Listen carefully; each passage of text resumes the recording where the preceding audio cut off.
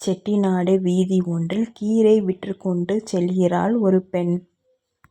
வீட்டு வாசலில் மகனோடு அமர்ந்திருந்த தாய் கீரை வாங்க அவளை கூப்பிடுகிறாள். ஒரு கட்டு கீரை என்ன விலை என கேட்கிறாள் அந்த தாய். ஓரணாம்மா என்கிறாள் கீரை விற்கும் பெண். ஓரணாவா? அரையனாதான் தருவேன். அரையனா என்று சொல்லி 4 கட்டு கீரைகள் கொடுத்துவிட்டு போ என்கிறாள் அந்த தாய். இல்லையம்மா, அவ்வளவு குறைத்து கொடுக்க முடியாது என்கிறாள் அந்த பெண். அதெல்லாம் முடியாது, அரையனாதான் என்று பேரம் பேசுகிறாள் அந்த தாய்.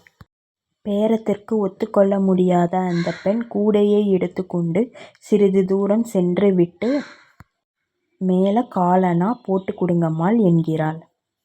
முடியவே முடியாது, கட்டுக்கு அரையனாதான் தருவேன் என பிடிவாதம் பிடித்தாள் அந்த தாய். கீரை விற்கும் பெண் சரிம்மா, உன் விருப்பம் என்று கூறிவிட்டு 4 கட்டு கீரையை கொடுத்துவிட்டு 2 காசை வாங்கி கொண்டு கூடையை தூக்கி தலையில் வைக்கும்போது கீழே சரிந்தாள். என்னடி அம்மா, காலையிலிருந்து எதுவும் சாப்பிடலையா என கேட்டாள் அந்த தாய். இல்லையம்மா, போய்தான் கஞ்சி காய்ச்சணும் என்றாள் கீரை விற்கும் பெண். சரி இரு, இதோ வருகிறேன் என கூறிவிட்டு சென்றவள் வீட்டிலிருந்து திரும்பும் பொழுது ஒரு தட்டில் 6 இட்லியையும் அதற்கு தேவையான சட்னியையும் எடுத்து கொண்டு வந்து இந்தாம்மா, சாப்பிட்டு விட்டு போ என்றாள்.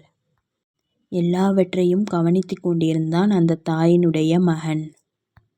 ஏம்மா, ஒரு கட்டு கீரை அரையனான்னு பேரம் பேசுனீங்க, ஒரு இட்லிக்கு அரையனான்னு வச்சுக்கிட்டா கூட 2.5 வருதுமா என்று கேட்டான் மகன். அதற்கு அந்த தாய், வியாபாரத்தில் தர்மம் பார்க்கக்கூடாது, தர்மத்தில் வியாபாரம் பார்க்கக்கூடாது என்று கூறினாள். நெஞ்சை தொட்ட அந்த பதில் அன்று முழுவதும் மகனது மனதையே சுற்றி வந்தது.